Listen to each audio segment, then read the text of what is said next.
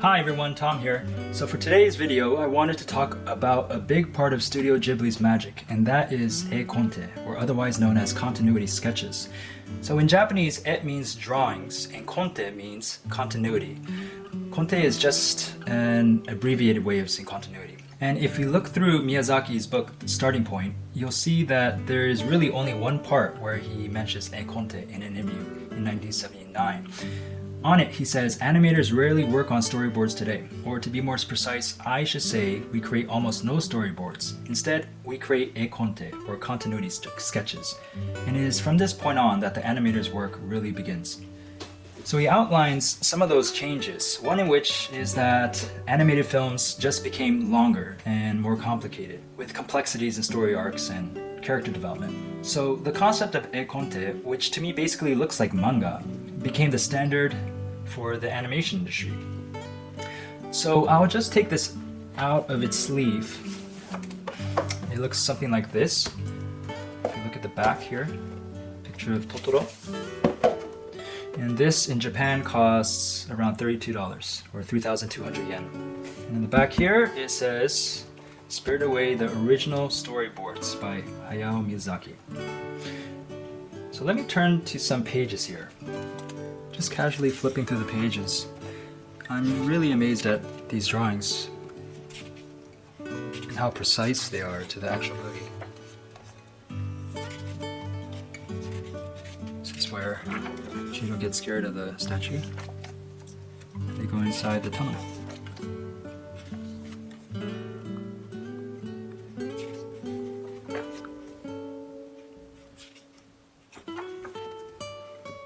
Where she encounters Haku. They run off. It's like basically watching the movie by print. But you can also notice all the writing. If you turn to the beginning of the book, you'll go to the table of contents. And if you look at each item on page number 4, there's an explanation of how to look at each page. This says that everything was hand-drawn and anything shaded orange will be colored. Number 2 is the cut number or serial number of a particular number of drawing for reference. So this one here. Number 3 indicates each drawing. This column here is an explanation from Mr. Miyazaki about each picture. It describes the camera work for each cut, character movements, and other details. For example, the psychological state of the characters. And this one is a text for the voiceover.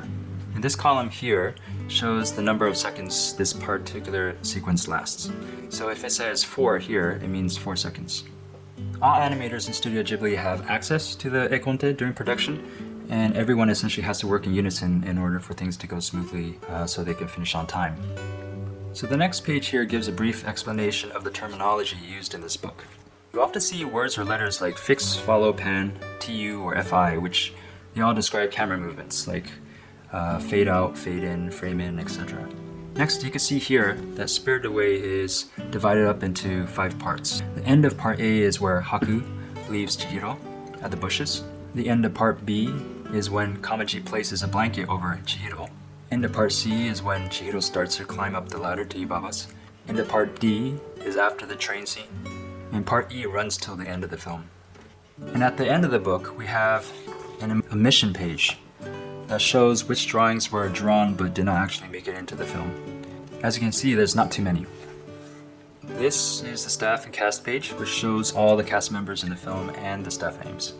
Here is the data page that shows when production started, or how many drawings were drawn, etc. And this is the e-konte for Howl's Moving Castle. What I find interesting is that by reading this, you can see what Miyazaki's intentions were for each scene. Here's an example. In the scene where Howl makes his first entrance, he puts his arm around Sophie, and if you notice his ring, you may not think anything of it until you read the side notes to his animators. It says, "Kira kira suru," and that means to make it shine. So if you look here, it's shining.